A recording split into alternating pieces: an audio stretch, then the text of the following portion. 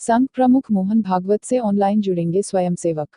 राष्ट्रीय स्वयंसेवक संघ आरएसएस के स्वयंसेवक 26 अप्रैल की शाम 5 बजे फेसबुक और यूट्यूब के जरिए संघ प्रमुख मोहन भागवत से जुड़ेंगे। संघ के इतिहास में पहली बार अक्षय तृतीया पर ऑनलाइन बौद्धिक वर्ग होगा, जिसमें संघ प्रमुख मौजूदा हालात पर अपनी राय रखते हुए स्वयंसेवकों का मार्गदर्शन करेंगे। गोरखपुर से करीब 5200 स्वयंसेवकों के इससे जुड़ने की संभावना है।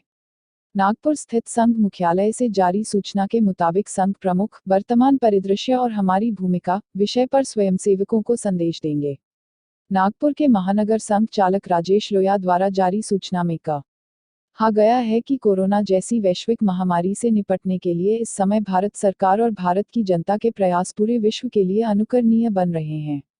इस संकट काल में लोगों तक मदद पहुंचाने और उन्हें जागरूक करने में आरएसएस के स्वयंसेवक भी अपना भरपूर योगदान दे रहे हैं। अक्षय तृतीया के पवित्र दिन इन्हीं बातों को केंद्र में रखकर आरएसएस नागपुर की ओर से बौद्धिक वर्ग रखा गया है। गोरक्ष प्रांत के संपर्क प्रमुख अरुण प्रकाश मल ने बताया कि संघ प्रमुख का उद्बोधन करीब 1 घंटे का होगा। इससे पहले भी संघ प्रमुख ने कोरोना वायरस के खिलाफ लड़ाई में सामाजिक दूरी को जरूरी बताया था। तब देश भर में फैले स्वयंसेवकों ने इस बीमारी से लड़ने का संकल्प लिया था।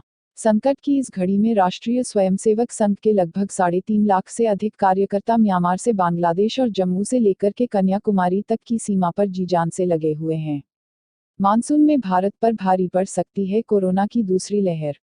वैश्विक स्तर पर कहर बरपा रही कोरोना वायरस महामारी का असर भारत ने भले ही 40 दिन के लॉकडाउन से फिलहाल सीमित कर लिया हो, लेकिन आगामी मानसून में भारतीयों को इस महामारी की दूसरी लहर का सामना करना पड़ सकता है। वैज्ञानिकों ने चेतावनी दी है कि जुलाई के अंत या अगस्त में अचानक कोरोना वायरस से संक्रमित होने वालों की संख्या में भारी बढ़ोतरी होने के आसार हैं। वैज्ञानिकों ने यह भी कहा है कि संक्रमण के अपनी पीक पर पहुंचने का समय इस बात पर निर्भर करेगा कि भारत प्रतिबंधों में ढील मिलने के बाद शारीरिक दूरी और संक्रमण फैलाव के स्तर को कैसे नियंत्रित करता है। शिव नादर विश्वविद्यालय के गणित विभाग के एसोसिएट प्रोफेसर समित भट्टाचार्य के मुताबिक यह स्पष्ट प्रतीत हो रहा है कि रोजाना नए मामलों का ग्राफ अपने शिखर पर पहुंच रहा है और आखिर में यह नीचे गिर जाएगा। इसमें कुछ सप्ताह या महीने लग सकते हैं। उत्तर प्रदेश के 18 जिलों में आईपीएस को बनाया नोडल अधिकारी। कोरोना वायरस कोविड-19 के संक्रमण से प्रभावित मरीजों के उपचार और इसके संक्रमण के प्रसार की रोकथाम के लिए शासन ने वरिष्ठ आईपीएस अधिकारियों को भी नोडल अधिकारी नामित कर जिलों की जिम्मेदारी सौंप दी है। इसके अलावा गुरुवार को हुई आईएएस की तैनात में फेरबदल किया गया है। इसके अलावा 3 और जिलों में भी आईएएस अफसरों को नोडल अधिकारी बनाया गया है। अपर मुख्य सचिव गृह अवनीश कुमार अवस्थी ने शुक्रवार को इस बाबत आदेश जारी किया, जबकि नियुक्ति विभाग ने वरिष्ठ आईएएस अधिकारियों की तैनाती के आदेश जारी कर दिए हैं।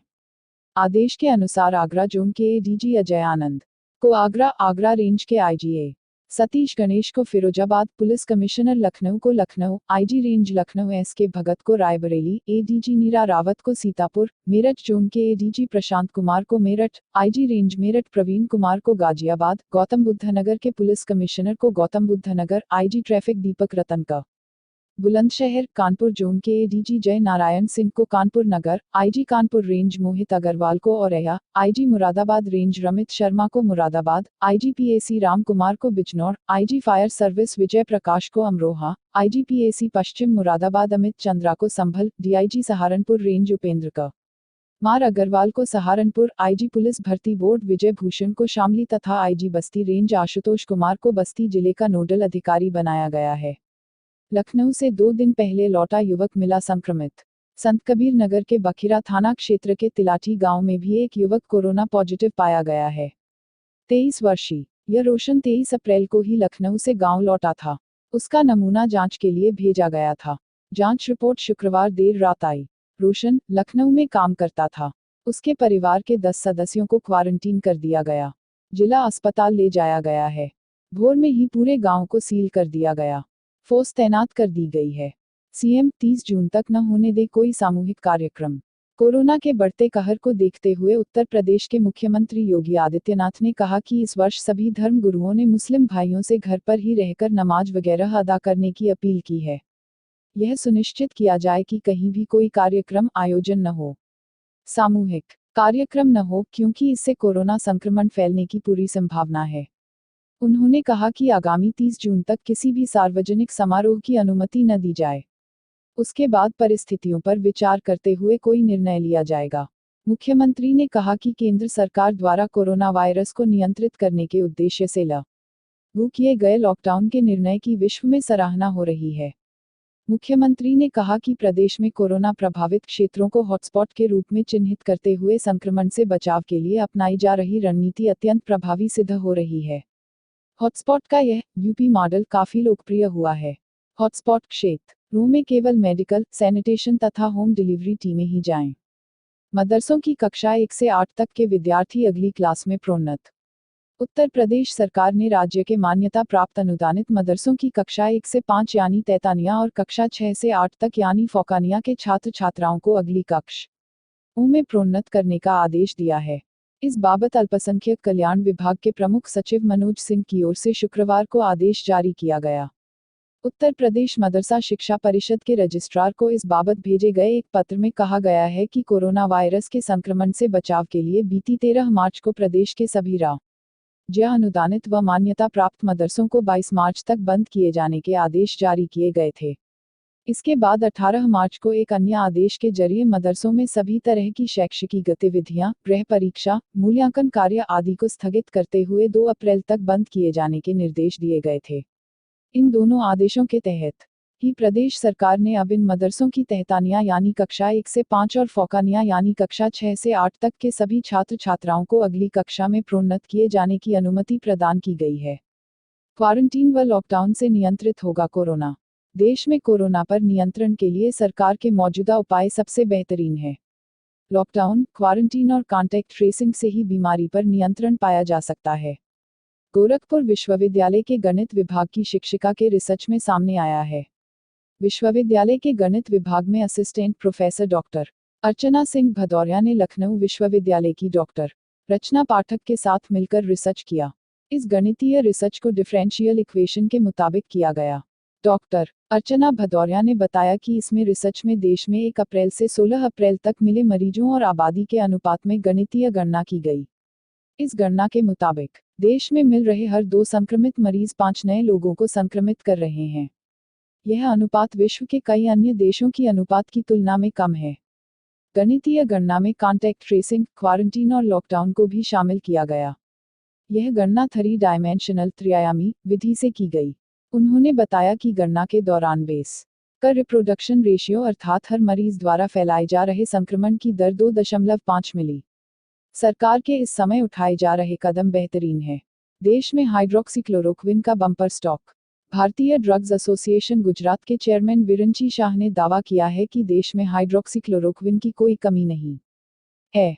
हर महीने करीब 35 से 40 करोड़ गोलियों का उत्पादन हो रहा है।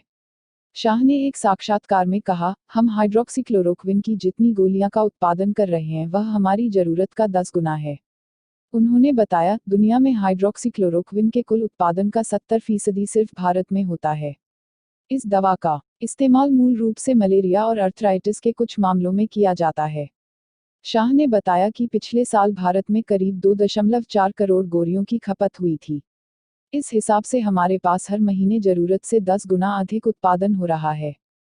शाह ने कहा, हम इस वक्त दूसरे जरूरतमंद देशों को भी हाइड्रोक्सीक्लोरोक्विन दे सकते हैं। इसके अलावा सरकार ने करीब 10 करोड़ गोलियों का एक बफर स्टॉक रखा है जो लगभग 20 लाख कोरोना मरीजों के लिए पर्याप्त होगी। मालवीय प्रवेश परीक्षा के लिए आवेदन की तिथि बढ़ी। कोरोना महामारी के कारण लॉकडाउन को देखते हुए मदन मोहन मालवीय प्रौद्योगिकी विश्वविद्यालय ने अपने विभिन्न पाठ्यक्रमों में प्रवेश के लिए आयोजित होने वाली राज्य स्तरीय प्रवेश परीक्षा मालवीय एंट्रेंस टेस्ट 2020 के लिए ऑनलाइन आवेदन करने की अंतिम तिथि को आगे बढ़ाने का निर्णय लिया है। प्रवेश प्रकोष्ठ के समन्वयक प्रो एसपी सिंह ने बताया कि ऑनलाइन आवेदन की अंतिम तिथि 10 मई निर्धारित कर दी गई है। अभ्यर्थी अब 10 मई को शाम 5 बजे तक ऑनलाइन आवेदन कर सकते हैं। विवि प्रशासन पहले ही राज्य स्तरीय प्रवेश परीक्षा का आयोजन 7 जून को करने का निर्णय ले चुका है, जो कि पहले 9 मई निर्धारित थी। उन्होंने बताया कि एमएमएमयूटी शैक्षणिक सत्र 2020-21 से एमएससी केमिस्ट्री का नवीन पाठ्यक्रम भी शुरू करने जा रहा है। गोरखपुर के गगहा में हुई एक बाराती वाली अनोखी शादी। लॉकडाउन के बीच शनिवार को एक बाराती वाली अनोखी बारात निकली। घरती भी केवल दुल्हन की मां और भाई रहे जिन्होंने पूरी जिम्मेदारी संभाली। इस अनूठी शादी की रस्में मध्यस्थ रियांव गांव निवासी डॉक्टर रामकुबेर यादव के घर पर पूरी हुई। शांतिकुंज हरिद्वार के आचार्य आलोक कुमार सिंह ने विधि विधान से शादी संपन्न कराई। सहजनवा क्षेत्र के भीटी रावत गांव निवासी वरिष्ठ अधिवक्ता विजय कुमार रावत के बेटे सर्वेश की शादी काफी पहले देवरिया जिले के एकोना क्षेत्र स्थित डिड़िया गांव निवासी स्व जगनारायण यादव की बेटी पिंकी यादव से तय थी। विजय के करीबी मित्र रियांव गांव निवासी डॉक्टर रामकुबेर यादव ने यह शादी तय कराई थी। शादी की तिथि 25 अप्रैल को मुकर्रर थी। लॉकडाउन में दोनों परिवारों को लगा कि शादी की तिथि बदलनी पड़ेगी। इस बीच डॉक्टर रामकुबेर यादव ने पहल की तो धुन के पक्के विजय ने तय किया कि शादी तय तिथि पर ही होगी।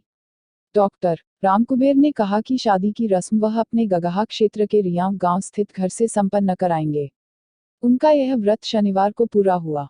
अधिवक्ता विजय बतौर बाराती अपने बेटे सर्वेश के साथ शनिवार की सुबह 5:30 बजे रियांव पहुंच गए। यहां पिंकी अपनी मां इसरावती और भाई विनय के साथ पहले ही पहुंच गई थी। डॉक्टर रामकुबेर ने शांतिकुंज हरिद्वार के आचार्य अनिल कुमार सिंह को भी भोर में ही बुलवा लिया था। यज्ञ कुंड तैयार था। हाल में पूजा की सामग्री सजा दी गई थी। सुबह 6 बजे से विधि विधान से शादी की रस्में शुरू हुई। तकरीबन 4 घंटे में शादी की रस्म पूरी कराई गई। सर्वेश और पिंकी ने एक दूसरे को वरमाला पहनाई और जन्म जन्म के बंधन में बंध गए। इसके बाद डॉक्टर रामकुबेर ने सभी को भोजन कराया और फिर दुल्हन की ससुराल के लिए विदाई हुई। यूपी 172 नए केस आए सामने, 1793 पहुंचा आंकड़ा। उत्तर प्रदेश में शनिवार को मुरादाबाद में एक और कोरोना संक्रमित मरीज की मौत हो गई। इस तरह अब तक मुरादाबाद में 6 और प्रदेश भर में 27 लोगों की मौत हो चुकी है। 172 नए मरीज सामने आए हैं। इनमें अकेले सहारनपुर के 37 हैं। इसके बाद सबसे ज्यादा मरीज 25 आगरा और 24 कानपुर में पाए गए हैं। इस तरह प्रदेश में अब तक का कोरोना संक्रमित मरीजों की संख्या 1793 तक पहुंच गई है। इसमें 1040 तबलीगी जमात के हैं। प्रदेश में कोरोना से प्रभावित 57 जिले हैं। 261 मरीज अब तक ठीक होकर घर वापस जा चुके हैं। कोरोना से सबसे ज्यादा 8 मौतें आगरा में हुई हैं। मुरादाबाद में 6 और मेरठ में 4 मौतें हुई हैं। कानपुर में 3 लोगों की मौत हुई है। लखनऊ, वाराणसी, बस्ती, बुलंदशहर, फिरोजाबाद और अलीगढ़ में एक एक मौत हुई है। बीते 24 घंटों में आगरा में 25, लखनऊ में 19, गाजियाबाद में 1, नोएडा में 1, कानपुर में 24, मुरादाबाद में 2, मेरठ में 3, बुलंदशहर में 11, फिरोजाबाद में 8, सहारनपुर में 37, सीतापुर में 3, प्रयागराज में 3, मथुरा में 1, रामपुर में 4, मुजफ्फरनगर में 5, अमरोहा में 2, संभल में 4, संतकबीर नगर में 19, सुल्तानपुर में 1, अलीगढ़ में 3 और श्रावस्ती में 1 के साथ 177 मरीज कोरोना संक्रमित पाए गए हैं। यूपी मेडिकल कॉलेजों को दिए जाएंगे 3 लाख मास्क और 2.5 लाख पीपीई किट। उत्तर प्रदेश के सभी 24 सरकारी मेडिकल कॉलेजों और 28 निजी मेडिकल कॉलेजों में इमरजेंसी मैनेजमेंट के लिए 3,95,000 मास्क और 2.5 लाख पीपीई किट उपलब्ध कराई जाएंगी। इस पर 30 करोड़ रुपए खर्च होंगे। इसके साथ ही प्रदेश सरकार ने केंद्र सरकार से 15 ऑटोमेटेड आरएनए एक्सट्रैक्टर मशीन प्रदेश को उपलब्ध कराने का अनुरोध किया है, जिससे प्रदेश में कोरोना की जांच की गति दोगुनी हो जाएगी। यह जानकारी देते हुए प्रमुख सचिव चिकित्सा शिक्षा रजनीश दुबे ने बताया कि मुख्यमंत्री ने हॉस्पिटल इन्फेक्शन प्रिवेंशन प्रोटोकॉल के पालन का निर्देश दिया है। इसलिए सभी मेडिकल कॉलेजों की इमरजेंसी में आने वाले मरीजों के वार्ड में प्रवेश करते ही उनकी स्क्रीनिंग की जाएगी। उसके बाद ही उन्हें आकस्मिक सेवाएं उपलब्ध कराई जाएंगी। उन्होंने बताया कि चिकित्सा शिक्षा मंत्री सुरेश खन्ना ने केंद्रीय स्वास्थ्य मंत्री डॉ. हर्षवर्धन से बात करके 15 आरएनए ऑटोमेटेड एक्सट्रैक्टर मशीन प्रदेश को देने का अनुरोध किया है। उन्होंने प्रदेश के नोएडा में स्थापित नेशनल इंस्टीट्यूट ऑफ बायोलॉजिकल्स में 50% टेस्ट प्रदेश के सैंपल की जांच के लिए भी केंद्र से अनुरोध किया है। योगी आदित्यनाथ डॉक्टरों सहित सभी चिकित्साकर्मियों को कोरोना संक्रमण से बचाना होगा। मुख्यमंत्री योगी आदित्यनाथ ने मेडिकल संक्रमण के खतरे को रोकने के लिए राजधानी व जिला मुख्यालयों पर डेडिकेटेड टीम बनाने को कहा है। उन्होंने कहा कि डॉक्टरों सहित सभी चिकित्साकर्मियों को हर हाल में कोविड-19 के संक्रमण से सुरक्षित रखना आवश्यक है। मुख्यमंत्री ने कहा कि उद्योग चलने से यदि संक्रमण फैलने की जरा भी आशंका हो तो उसे संचालन की अनुमति न दी जाए। मुख्यमंत्री ने शनिवार को अपने आवास पर टीम 11 के साथ लॉकडाउन की समीक्षा करते हुए ये निर्देश दिए। उन्होंने कहा कि स्वास्थ्य विभाग तथा चिकित्सा शिक्षा विभाग जल्द ऐसी टीम बनाने का काम करे। मुख्यमंत्री ने कोविड अस्पतालों की श्रृंखला तैयार करने, चिकित्सालयों में ऑक्सीजन की नियमित व सुचारू आपूर्ति बनाए रखने तथा ट्रेनिंग को और गति देने पर बल दिया। कहा कि मेडिकल शिक्षा के विद्यार्थियों तथा आयुष आदि चिकित्सकों की भी मेडिकल ट्रेनिंग कराई जाए। हर जिले में एक अतिरिक्त सीएचसी को एक अस्पताल के तौर पर तैयार किया जाए। इसके लिए एक अधिकारी को नामित किया जाए। बीआरडी में कोरोना योद्धाओं को मिले नए मास्क। बीआरडी मेडिकल कॉलेज में लैब तकनीशियनों को एक्सपायर मास्क बांटने का खुलासा होने के बाद हड़कंप मच गया है। बीआरडी प्रशासन खामियों को ढकने में लग गया। शनिवार को आरएमआरसी में कर्मचारियों को 5-5 मास्क दिए गए। माइक्रोबायोलॉजी में तैनात कर्मचारियों को नए मास्क दिए गए। प्राचार्य ने एडिशनल सीएमओ को तलब किया। इस मामले में कर्मचारियों से पूछताछ भी हुई। बीआरडी मेडिकल कॉलेज में कोरोना सैंपल की जांच हो रही है। इसे मेडिकल कॉलेज पका माइक्रोबायोलॉजी और आरएमआरसी की संयुक्त टीम कर रही है। इन विभागों में मास्क की किल्लत है। माइक्रोबायोलॉजी में तैनात कर्मचारियों को वर्ष 2018 में एक्सपायर मास्क बांटा जा रहा था। इसके साथ ही regional medical research centre RMRC में कर्मचारियों को एक ही मास्क 5 दिनों के लिए दिया जा रहा था। कर्मचारियों ने इसका विरोध किया। इस मामले को आपके चहेते समाचार पत्र हिंदुस्तान ने शनिवार के अंक में प्रकाशित किया। प्राचार्य ने एडिशनल सीएमओ को तलब किया। शनिवार को खबर प्रकाशित होने के बाद कॉलेज में हड़कंप मच गया।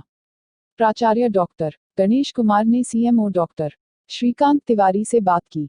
उन्होंने additional CMO doctor IV Vishwakarma को मौके पर भेजा। दोपहर में प्राचार्य के साथ एडिशनल सीएमओ ने माइक्रोबायोलॉजी और आरएमआरसी में तैनात कर्मचारियों से मुलाकात की। इस दौरान उन्होंने कर्मचारियों से मामले की जानकारी ली। स्वास्थ्य विभाग के कर्मचारियों से डाटा एंट्री कराएगा। बीआरडी कोरोना सैंपल की जांच में मदद के लिए बीआरडी मेडिकल कॉलेज को स्वास्थ्य विभाग ने 16 कर्मचारी मुहैया कराए। बीआरडी प्रशासन इन कर्मचारियों को ही विवाद की जड़ मान रहा है। बीआरडी प्रशासन ने इनमें से ज्यादातर कर्मचारियों से डाटा एंट्री कराने का फैसला किया है। मास्क विवाद के बाद प्राचार्य ने इसके संकेत दे दिए हैं। गोरखपुर मंडल में जमकर हुई बारिश, ओले गिरे। मौसम विभाग की चेतावनी के अनुसार शनिवार की देर रात गोरखपुर बस्ती मंडल के विभिन्न जिलों में तेज हवाओं के साथ जमकर बारिश हुई और ओले गिरे। अंधेरा होने के बाद आसमान में गरज चमक के साथ तेज हवाओं के बीच बरसात शुरू हो गई। दोनों मंडलों के कई हिस्सों में ओले गिरे। असमय हुई ओलावृष्टि और बारिश ने फसलों को भारी नुकसान पहुंचाया है। सैकड़ों हेक्टेयर गेहूं की फसलें खेतों में खड़ी हैं। फसलों की कटाई मड़ाई के सीजन में किसानों को मौसम की मार ने तबाह कर दिया है। शनिवार की देर शाम अचानक मौसम बिगड़ना शुरू हो गया। गरज चमक के साथ बारिश शुरू हो गई। बड़े बड़े ओले गिरने की आवाज से लोग सहम गए। गरज चमक के साथ अचानक बारिश के साथ शुरू हुई ओलावृष्टि ने फसलों को नुकसान पहुंचाया है। सैकड़ों बीघे गेहूं की फसलों की कटाई मड़ाई नहीं हो सकी है। दिन ढलने के बाद मौसम बिगड़ने का संकेत लोगों को मिलने लगा था। देर शाम 7:30 बजे के साथ तेज हवाओं के साथ ओले गिरने शुरू हुए तो खेतों लोग मड़ाई छोड़ भाग खड़े हुए। ओलों और बारिश की वजह से किसानों की पैदावार पानी में डूब गई। दिल्ली के बाद 5 और राज्य बढ़ाना चाहते हैं लॉकडाउन। दिल्ली सरकार का कहना है कि वह अपने राज्य में 16 मई तक लॉकडाउन को बढ़ाना चाहती है। इसके एक दिन बाद ही 5 राज्यों महाराष्ट्र, मध्य प्रदेश, पश्चिम बंगाल, पंजाब और ओडिशा ने शनिवार को अपने अपने राज्यों में 3 मई के बाद लॉकडाउन बढ़ाने का संकेत दिया है। यहां हॉटस्पॉट क्षेत्रों में किसी तरह की रियायत नहीं दी जाएगी। इसके अलावा 6 अन्य राज्यों गुजरात, आंध्र प्रदेश, तमिलनाडु, हरियाणा, हिमाचल प्रदेश और कर्नाटक का कहना है कि वह केंद्र सरकार के आदेश का पालन करेंगे। वहीं असम, केरल और बिहार का कहना है कि वह सोमवार को वीडियो कॉन्फ्रेंसिंग के जरिए प्रधानमंत्री नरेंद्र मोदी के साथ होने वाली राज्य और केंद्र शासित प्रदेशों के मुख्यमंत्रियों की बैठक के बाद फैसला लेंगे। तेलंगाना अकेला ऐसा राज्य है जिसने लॉकडाउन की अवधि को 7 मई तक के लिए बढ़ा दिया है। वह इस अवधि के खत्म होने से 2 दिन पहले आगे का फैसला लेगा। महाराष्ट्र के स्वास्थ्य मंत्री राजेश टोपे ने मुंबई और पुणे के कंटेनमेंट जोन में लॉकडाउन का विस्तार किया है। यहां 18 मई तक राज्य के 92% मामले सामने आए हैं। 3 महीने के मासूम ने जीती कोरोना से जंग। बीआरडी मेडिकल कॉलेज में भर्ती 3 महीने के आहम ने कोरोना से जंग जीत ली। रविवार को कोरोना की दूसरी जांच रिपोर्ट नेगेटिव आई। इसके बाद अस्पताल प्रशासन ने उसे डिस्चार्ज करने का फैसला किया। बीआरडी में इलाज से ठीक होने वाला अहम पहला कोरोना संक्रमित मरीज है। यह सूबे में सबसे कम उम्र का संक्रमित है। कोरोना से जंग जीतने वाले अबोध अहम को बीआरडी से विदा करने के लिए कमिश्नर जयंत नौलिकर और डीएम के विजयेंद्र पांडियन भी पहुंचे। बीआरडी मेडिकल कॉलेज के आइसोलेशन वार्ड में तैनात डॉक्टरों और पैरामेडिकल स्टाफ ने अहम को तालियां बजाकर विदा किया। इस दौरान प्राचार्य डॉक्टर गणेश कुमार मौजूद रहे। डॉक्टर व कर्मचारियों ने अहम के साथ उसकी मां की भी हौसला अफजाई की। प्राचार्य ने बताया कि मासूम ने एक बड़ी जंग जीती है। इसके इलाज में न्यूनतम दवाओं का प्रयोग हुआ। कोरोना संक्रमण के दौरान मां स्तनपान कराती रही। हरियाणा में फंसे मजदूर गोरखपुर पहुंचे। सीएम योगी आदित्यनाथ की पहल पर यूपी रोडवेज की बसें हरियाणा में फंसे मजदूरों को लेकर गोरखपुर पहुंची हैं। सोमवार की सुबह 9 बसों का पहला बेड़ा गोरखपुर पहुंचा। कुल 40 बसें आनी हैं। यहां सहजनवा का मुरारी इंटर कॉलेज परिसर में बसों से उतरे मजदूरों की थर्मल स्क्रीनिंग की गई। इसके बाद मजदूरों को चाय पिलाई गई, नाश्ता कराया गया। सुबह 9-10 बजे से उन्हें भोजन भी दिया गया। मजदूरों को यहां से उनके तहसील मुख्यालयों पर भेजा जा रहा है। जॉइंट मजिस्ट्रेट अनुज मलिक ने बताया कि तहसील मुख्यालय पर के बाद उन्हें उनके घर के नजदीकी स्कूल में क्वारंटीन किया जाएगा। गोरखपुर में मिला कोरोना का पहला मरीज। गोरखपुर में कोरोना वायरस ने दस्तक दे दी है। उरुवा के हाटा बुजुर्ग निवासी बाबूलाल में कोरोना वायरस की तस्दीक हुई। उन्हें बीआरडी मेडिकल कॉलेज में भर्ती कराया गया है। बीआरडी के प्राचार्य डॉक्टर गणेश कुमार ने बताया कि बाबूलाल को रविवार की शाम करीब 7:15 बजे परिजन एम्बुलेंस से लेकर बीआरडी पहुंचे। उसकी सांस फूल रही है। सीने में दर्द की शिकायत थी। वह बीपी और शुगर के मरीज हैं। उनकी हालत को देखकर डॉक्टरों ने आइसोलेशन वार्ड में भर्ती किया। फौरन गले से लार का नमूना कोरोना जांच के लिए भेजा गया। मरीज के साथ दिल्ली से एम्बुलेंस में आए 2 लोग उसके कोरोना पॉजिटिव पाए जाने के बाद से गायब हैं। पुलिस उन्हें तलाश रही है ताकि उनकी भी कोरोना जांच कराई जा सके। दक्षिण कोरिया किम जोंग उन जिंदा है और ठीक है। दक्षिण कोरिया ने कहा है कि किम जोंग उन जीवित और अच्छी तरह से है, अफवाहों को खारिज करते हुए कि उत्तर कोरियाई नेता दिल की सर्जरी के बाद गंभीर रूप से बीमार थे। सलाहकार ने कहा कि किम 13 अप्रैल से देश के पूर्वी तट पर स्थित वॉनसन, एक रिजॉर्ट शहर में रह रहा था, जिसमें कहा गया था, अब तक किसी भी संदिग्ध हरकत का पता नहीं चला है। देश के राजनीतिक कैलेंडर में सबसे महत्वपूर्ण दिन, उत्तर के संस्थापक अपने दादा किम इल सुंग के जन्मदिन के लिए 15 अप्रैल के समारोह से उनकी स्पष्ट अनुपस्थिति के बाद से किम के स्वास्थ्य के बारे में अनुमान बढ़ गया है।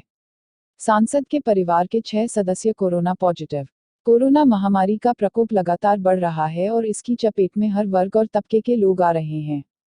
ऐसे ही एक मामले में रविवार को आंध्र प्रदेश के एक सांसद का परिवार भी संक्रमित हो गया। वाईएसआर कांग्रेस और कुर्नूल के सांसद डॉक्टर संजीव कुमार के परिवार के 6 सदस्य इस जानलेवा महामारी से संक्रमित हो गए। इस बात की जानकारी खुद सांसद संजीव ने ही दी और बताया कि उनके 80 वर्षीय पिता, 2 भाई और उनकी पत्नियां और एक भतीजे में कोरोना के संक्रमण की पुष्टि हुई है। संजीव के मुताबिक सभी का इलाज कुर्नूल के सरकारी अस्पताल में चल रहा है और फिलहाल सभी की हालत स्थिर है। उन्होंने कहा कि वे सभी दिशानिर्देशों का पालन करेंगे और पृथक रहेंगे। देश में 40 दिन के बाद भी लॉकडाउन के पक्ष में कई राज्यों के मुख्यमंत्री। कोरोना वायरस संक्रमण से निपटने के लिए लागू लॉकडाउन 40 दिन के बाद भी जारी रह सकता है। कई राज्यों ने 3 मई को खत्म हो रहे लॉकडाउन के दूसरे चरण के बाद भी इसे जारी रखने का समर्थन किया है। सोमवार को प्रधानमंत्री नरेंद्र मोदी के साथ होने जा रही वीडियो कॉन्फ्रेंसिंग में ये मुख्यमंत्री लॉकडाउन को बढ़ाए जाने की मांग करेंगे। हालांकि कई राज्यों का कहना है कि लॉकडाउन को बढ़ाने के बजाय इसे केवल प्रभावित इलाकों तक ही सीमित किया जाना चाहिए। दरअसल तेलंगाना के मुख्यमंत्री के चंद्रशेखर राव अपने यहां 7 मई तक लॉकडाउन बढ़ाने की घोषणा कर चुके हैं। दिल्ली, महाराष्ट्र, मध्य प्रदेश, पश्चिम बंगाल, पंजाब, राजस्थान और ओडिशा ने भी इसे आगे बढ़ाने का संकेत दिया है, जबकि आंध्र प्रदेश, हरियाणा, हिमाचल प्रदेश, कर्नाटक, गुजरात और तमिलनाडु ने इस बारे में केंद्र सरकार की तरफ से किए जाने वाले फैसले को मानने की बात कही है। कोरोना से बिगड़ते हालातों ने दिया विपक्ष को मौका। उत्तर प्रदेश में कोरोना वायरस से सबसे अधिक मौत और मरीजों की संख्या आगरा में है। यहां कोरोना वायरस के फैलते संक्रमण को रोकने के लिए बनाए गए मॉडल की देश भर में चर्चा हुई, बावजूद इसके यहां संक्रमण कम होने का नाम ही नहीं ले रहा।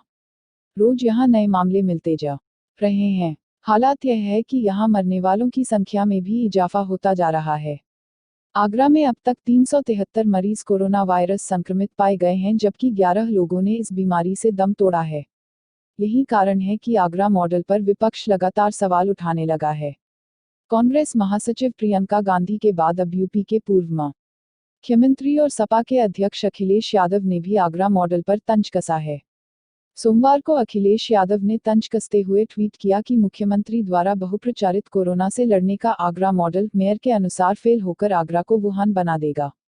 न जांच, न दवाई, न अन्य बीमारियों के लिए सरकारी या प्राइवेट अस्पताल, न जीवन रक्षक किट और उस पर क्वारंटाइन सेंटर्स की बदहाली प्राणांतक साबित हो रही है। जागो सरकार जागो। लखनऊ के जेएमयू ट्रॉमा सेंटर की नस कोरोना पॉजिटिव।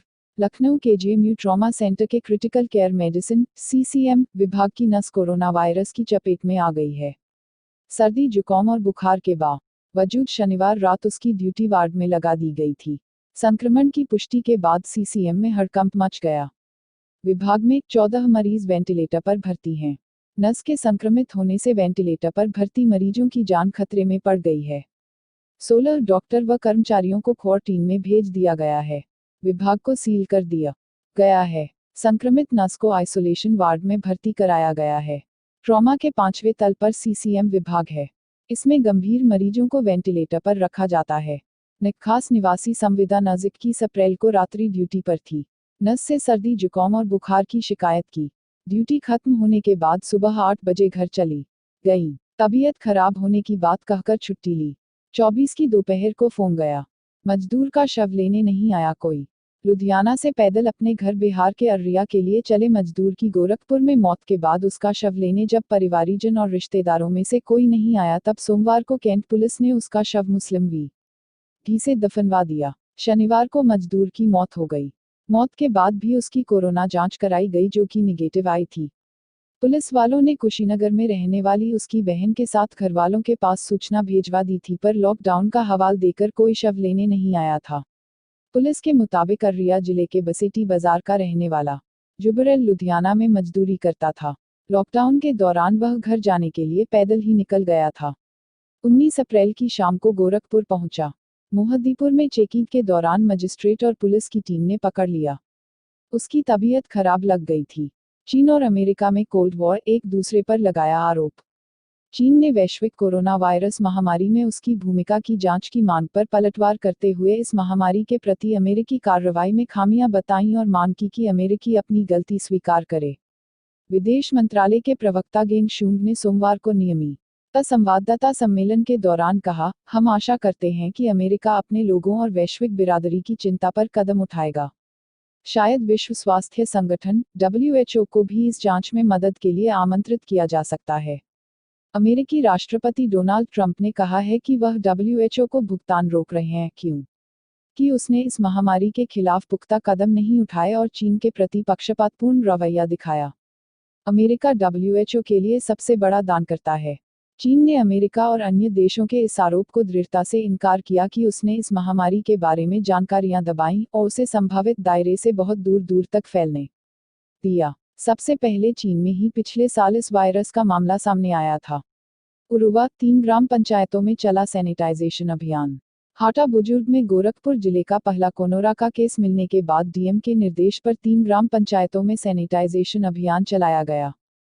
फायर ब्रिगेड की गाड़ी से ग्राम पंचायत हाटा बुजुर्ग, असिलाभर और सई गांव में सैनिटाइजेशन किया गया। इसके अलावा सफाई कर्मियों ने भी पीपीई किट पहनकर घर घर सैनिटाइजेशन अभियान चलाया। जिला पंचायत राज अधिकारी हिमांशु शेखर ठाकुर ने बताया कि फायर ब्रिगेड की गाड़ी से हाटा बुजुर्ग, असिलाभर और सई गांव में सैनिटाइजेशन किया गया। इसके अलावा संकरी गलियों एवं लोगों के घरों में सफाई कर्मियों की टीम ने सैनिटाइजेशन किया। इस दौरान sodium hypochloride 15 litre, bleaching powder 75 kilogram और 3 लीटर किंग फॉग दवा इस्तेमाल की गई। गोरखपुर पहुंचे 182 मजदूर जांच के बाद क्वारंटीन। हरियाणा में क्वारंटीन किए गए उत्तर प्रदेश के मजदूर सोमवार की सुबह से गोरखपुर पहुंचने लगे। सहजनवा के मुरारी इंटर कॉलेज में सभी को सैनिटाइज कर स्वास्थ्य विभाग की टीम द्वारा थर्मल स्कैनिंग की गई। जांच में सभी मजदूर स्वस्थ मिले। गोरखपुर के मजदूरों का तहसीलवार ग्रुप बनाकर नाश्ता भोजन कराया गया। उसके बाद उन्हें गांव के पास ही बने क्वारंटीन सेंटरों के लिए भेज गया। इसी तरह कुशीनगर, देवरिया और महाराजगंज के मजदूर भी अलग अलग बसों गृह जिले के लिए रवाना हुए। मजदूरों के गोरखपुर पहुंचने का सिलसिला रविवार की रात 3 बजे से शुरू हुआ। गोरखपुर जिले के 182 मजदूर 8 बसों से सहजनवा के मुरारी इंटर कॉलेज पहुंचे। सभी को बस से उतारकर थर्मल स्कैनिंग कराई गई। उनका स्वास्थ्य परीक्षण हुआ। इस काम में स्वास्थ्य विभाग की 4 टीमें लगी थी। सभी को तहसीलवार क्रम से बिठाया गया, उसके बाद उन्हें नाश्ता कराया गया। गोरखपुर आईटी पार्क समेत 5 और फैक्ट्रियों को गीडर प्रशासन की अनुमति। गोरखपुर औद्योगिक विकास प्राधिकरण से लेकर इंडस्ट्रियल एरिया की फैक्ट्रियों के संचालन को लेकर गतिविधियां तेज हो गई हैं। गीडर में सोमवार को आईटी पार्क में निर्माण कार्य के साथ ही 5 फैक्ट्रियों को संचालित करने की अनुमति दी गई। इसी क्रम में इंडस्ट्रियल एरिया में 5 फैक्ट्रियों को संचालित करने को उपायुक्त उद्योग ने अनुमति दी है। गीडर प्रशासन की सक्रियता से सोमवार को बड़ी संख्या में उद्यमियों और कर्मचारियों के लिए व्यक्तिगत लाल रंग का पास बना। इस दौरान 33 लोगों को व्यक्तिगत पास जारी हुआ, वहीं 28 वाहनों को हरे रंग का पास जारी किया गया। इसी क्रम आईटी पार्क के निर्माण कार्य को भी अनुमति दी गई। इसके साथ ही एआरपी चप्पल समेत 4 अन्य फैक्ट्रियों को संचालित करने को हरी झंडी दी गई है। संत कबीर नगर में 2 और कोरोना पॉजिटिव मिले। संत कबीर नगर में सोमवार को 2 और कोरोना पॉजिटिव मिले हैं। इनमें से एक मगहर के संक्रमित देवबंद के छात्र असदुल्लाह की बुआ की बहू है। दूसरा मुंबई से आया बखिराक्षेत्र का युवक है। जिले में कुल कोरोना मरीजों की संख्या 23 हो चुकी है। नगर पंचायत मगहर के शेरपुर रेहरवा अंधेरी बाग निवासी 22 वर्षीय असदुल्लाह की रिपोर्ट गुरुवार को पॉजिटिव मिली थी। इसके बाद उसके परिवार के 29 सदस्यों को क्वारंटीन कर नमूना जांच के लिए भेजा गया था। परिवार के 19 सदस्यों में कोरोना पॉजिटिव की पुष्टि के बाद असदुल्लाह की बुआ व उनके परिवार को जांच के लिए लाया गया था। सोमवार को देर रात आई रिपोर्ट में असदुल्लाह की बुआ की बहू यास्मीन फरजाना में भी संक्रमण की पुष्टि हुई। इसके बाद जिला प्रशासन व स्वास्थ्य विभाग सतर्क हो गया। यूपी के ये 7 जिले हैं रेड जोन में। यूपी में कुछ जिलों में कोरोना वायरस के मामले लगातार बढ़ते जा रहे हैं। प्रदेश के 7 जिले ऐसे हैं जहां मरीजों की संख्या 100 से ज्यादा है। आगरा में तो यह 300 पार कर चुकी है। सबसे खराब स्थिति यहीं की है। इसके बाद कानपुर नगर और लखनऊ का नंबर है। यहाँ मरीजों की संख्या क्रमशः 197 और 196 है। कोरोना वायरस का लेकर यूपी के जो जिले रेड जोन में है वो आगरा, लखनऊ, कानपुर नगर, सहारनपुर, नोएडा, मुरादाबाद, फिरोजाबाद और मेरठ हैं। प्रदेश में सोमवार को कोरोना से संक्रमित 113 नए मरीज सामने आए हैं। इनमें अकेले कानपुर के ही 27 हैं। इसके बाद सबसे ज्यादा मरीज 17 फिरोजाबाद में पाए गए हैं। इस तरह अब तक कोरोना वायरस से संक्रमित मरीजों की संख्या 1986 पहुंच गई है। इसमें तबलीगी जमात के 1089 हैं। प्रदेश में कोरोना से प्रभावित 60 जिले हैं। झांसी और गोरखपुर कोरोना सोमवार को संक्रमित जिलों में शामिल हो गए हैं। 399 मरीज अब तक ठीक होकर घर वापस जा चुके हैं। सऊदी अरब, नाबालिगों के अपराधों के लिए सजाए मौत खत्म। सऊदी अरब के शाह सलमान ने नाबालिगों द्वारा किए जाने वाले अपराधों के लिए मौत की सजा का प्रावधान खत्म करने का आदेश दिया है। शीर्ष अधिकारी ने यह जानकारी दी है।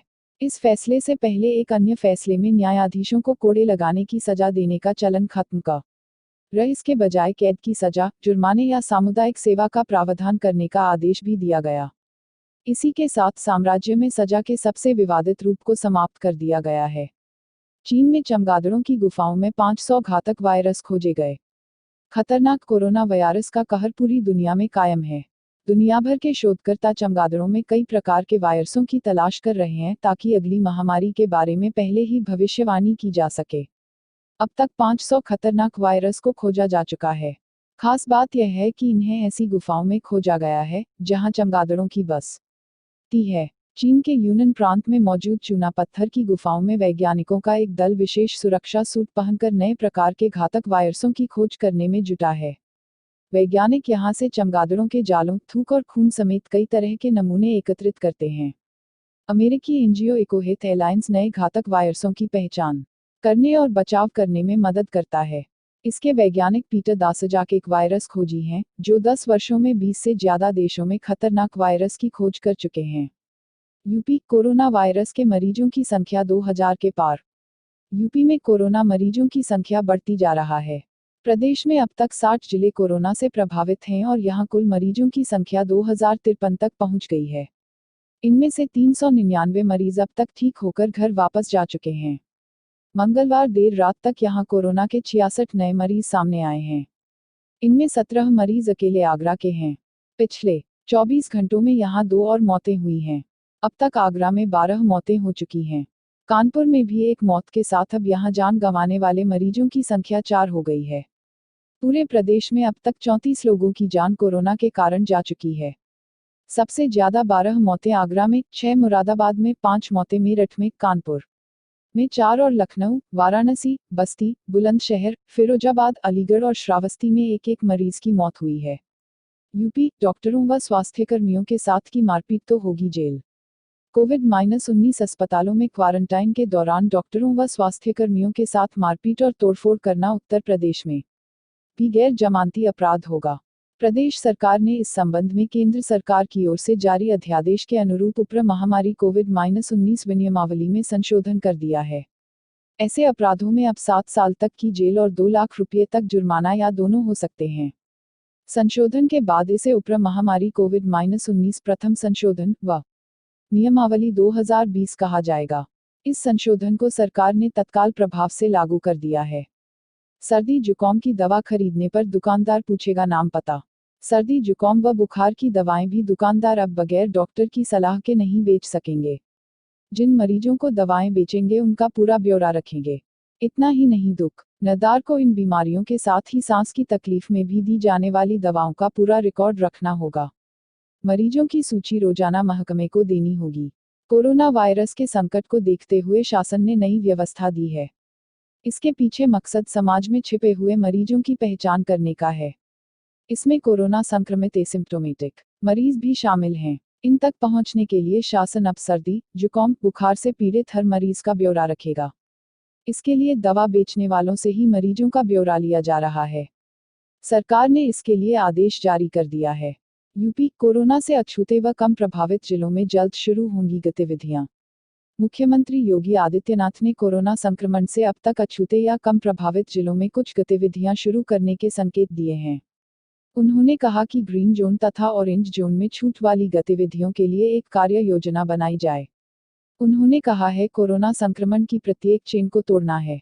मुख्यमंत्री ने यह बात टीम 11 के अधिकारियों के साथ लॉकडाउन व्यवस्था की समीक्षा बैठक में कही। उन्होंने कहा कि 3 मई के पश्चात औद्योगिक इकाइयों को किस प्रकार शुरू किया जाए, इसके लिए एक कार्य योजना तैयार की जाए।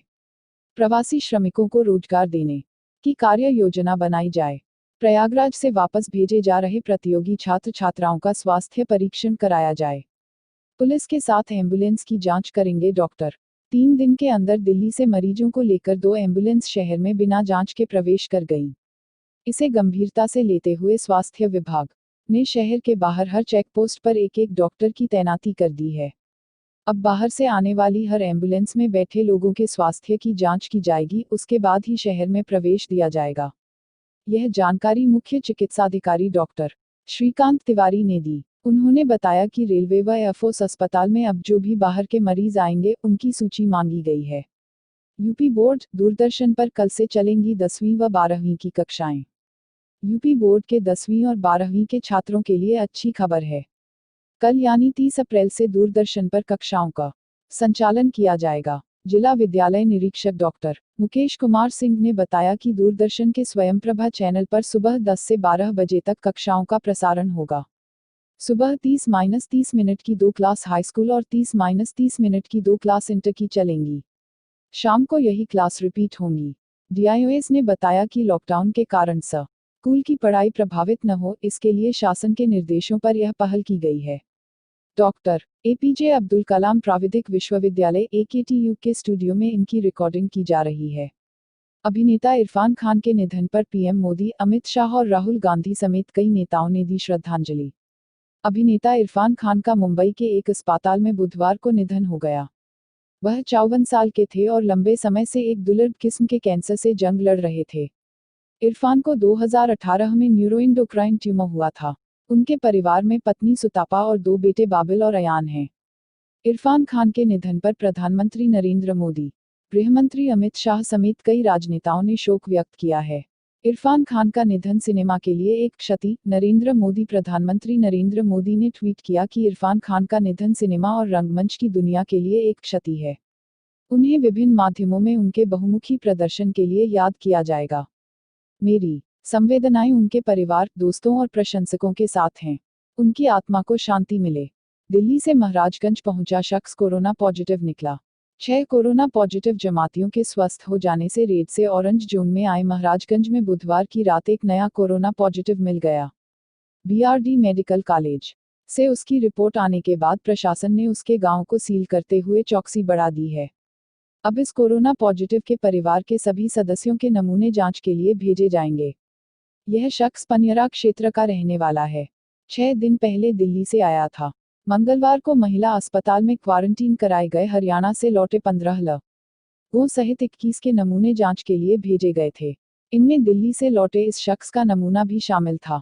इसे डॉक्टरों ने लक्षण के आधार पर आइसोलेशन वार्ड में भर्ती किया था। शाम को ही 18 लोगों की रिपोर्ट सामान्य आई थी। यूपी बोर्ड, दूरदर्शन पर आज से चलेंगी 10वीं और 12वीं की कक्षाएं। यूपी बोर्ड 10वीं और 12वीं की ऑनलाइन कक्षाएं दूरदर्शन पर आज से शुरू होंगी। जिला विद्यालय निरीक्षक डॉक्टर मुकेश कुमार सिंह ने बताया कि दूरदर्शन के स्वयंप्रभा चैनल पर सुबह 10 से 12 बजे तक कक्षाओं का प्रसारण होगा। सुबह 30-30 मिनट की 2 क्लास हाई स्कूल 10वीं और 30-30 मिनट की 2 क्लास इंटर 12वीं की चलेंगी। शाम को यही क्लास रिपीट होंगी।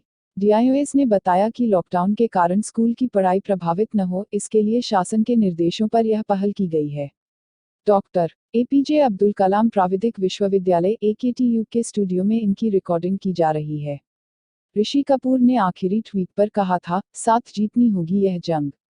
बॉलीवुड के जाने माने अभिनेता ऋषि कपूर का मुंबई के एक अस्पताल में गुरुवार को निधन हो गया। वह 67 वर्ष के थे। कपूर लंबे समय से कैंसर की बीमारी से जूझ रहे थे। तबीयत बिगड़ने के बाद बुधवार को उन्हें HN रिलायंस अस्पताल में भर्ती कराया गया था। ऋषि कपूर ने निधन से पहले कोरोना वायरस के योद्धाओं को लेकर एक ट्वीट किया था।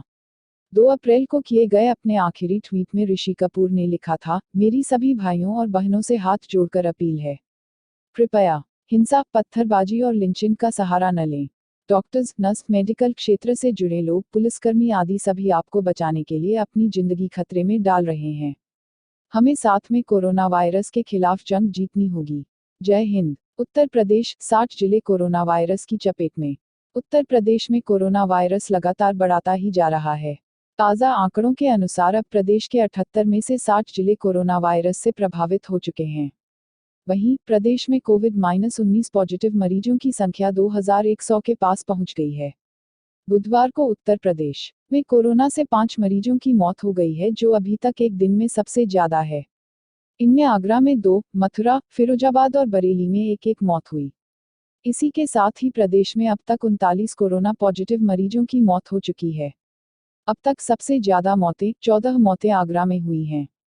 मुरादाबाद में 6, मेरठ में 5, नपुर में 4, फिरोजाबाद में 2, लखनऊ, वाराणसी, बस्ती, बुलंदशहर, अलीगढ़, श्रावस्ती, बरेली और मथुरा में 1-1 कोरोना मरीजों मौत हुई है। शुरू हो सकता है यूपी बोर्ड 10वीं और 12वीं की कॉपियों का मूल्यांकन। यूपी बोर्ड की हाई स्कूल व इंटरमीडिएट की उत्तर पुस्तिकाओं का मूल्यांकन लॉकडाउन खत्म होने के बाद 4 मई से शुरू हो सकता है। यह जानकारी मंगलवार को यूपी के उप मुख्यमंत्री डा. शर्मा ने दी। वे ऑनलाइन लर्निंग व टीचिंग को लेकर केंद्रीय मानव संसाधन विकास मंत्री डा. रमेश पोखरियाल निशंक के साथ वीडियो कॉन्फ्रेंसिंग की बैठक में शामिल थे। उन्होंने बताया कि यूपी के उप मुख्यमंत्री डा. शर्मा ने जानकारी दी कि अगर स्थितियां सामान्य रहीं तो 3 मई को लॉकडाउन खुलने के बाद 4 मई से यूपी बोर्ड की हाई स्कूल व इंटरमीडिएट की उत्तर पुस्तिकाओं का मूल्यांकन शुरू करवाया जा सकता है। इस यह सबसे महत्वपूर्ण काम प्रदेश के 275 केंद्रों पर 3.10 करोड़ से अधिक कॉपियों का मूल्यांकन है। इसके चलते 2 गुना समय लगने का अनुमान है। ऐसे में परिणाम जून के दूसरे सप्ताह से पहले आना मुश्किल है। कोरोना के कारण जो हालात पैदा हुए हैं उसमें से 25 से 20 दिन में कॉपियां जांचने का अनुमान है। यूपी, गोरखपुर में 72 घंटे में मिला दूसरा कोरोना पॉजिटिव। गोरखपुर में पिछले 72 घंटे में दूसरा कोरोना पॉजिटिव मरीज मिला है। मरीज बांसगांव क्षेत्र की एक महिला है। महिला के कोरोना पॉजिटिव पाए जाने की पुष्टि गोरखपुर के CMO डा. श्रीकांत तिवारी ने की है। मिली जानकारी के अनुसार पहले मरीज की तरह दूसरा मरीज भी दिल्ली के सफदरगंज अस्पताल से निजी एम्बुलेंस के जरिए यहां पहुंचा है। परिवार के एक सदस्य का दिल्ली के सफदरजंग अस्पताल में इलाज चल रहा था। एम्बुलेंस से परिवार गांव पहुंचा। ग्रामीणों ने उन्हें एंट्री नहीं करने दी थी। उसके बाद एम्बुलेंस चालक परिवार को जिला अस्पताल में छोड़कर गायब हो गया। मेट्रो सर्विस कोरोना की वजह से टोकन को कुछ समय के लिए किया जा सकता है बंद। कोरोना वायरस लॉकडाउन के बाद मेट्रो सेवा को शुरू करने के लिए सरकार जो प्लान बना रही है, उसके मुताबिक कुछ समय के लिए टोकन से यात्रा को रोका जा सकता है और लोग केवल कॉन्टैक्टलेस स्मार्ट कार्ड के जरिए ही यात्रा कर पाएंगे। मामले से जुड़े एक अधिकारी ने यह जानकारी दी है। मैग्नेटिक स्ट्रिप कार्ड को रिचार्ज कराया जा सकता है और एक्सेस गेट पर यह किराया वसूल लेता है। लेकिन टोकन यात्री को हर बार यात्रा शुरू करते समय खरीदना पड़ता है और इसके लिए अधिकतर मेट्रो स्टेशनों के काउंटरों पर लंबी लाइन लगती है।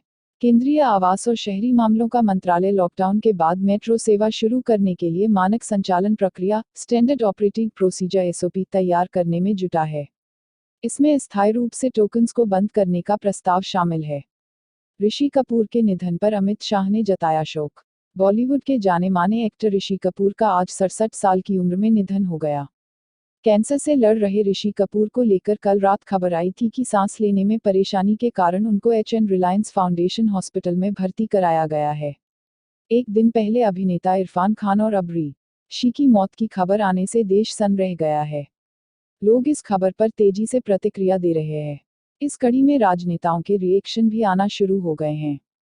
पीएम मोदी ने ऋषि कपूर के निधन पर शोक व्यक्त किया है। उन्होंने अपने ट्विटर पर लिखा, बहुआयामी, प्रिय और जीवंत ... ऐसे थे ऋषि कपूर जी। वह टैलेंट के पावरहाउस थे। मैं हमेशा उनसे अपनी बातचीत को याद करूंगा, खासकर हमेशा सोशल मीडिया पर। वह फिल्मों और भारत की प्रगति के बारे में उत्साही थे। उनके निधन से दुख हूं। उनके परिवार और प्रशंसकों के मेरी प्रति संवेदना। ओम शांति।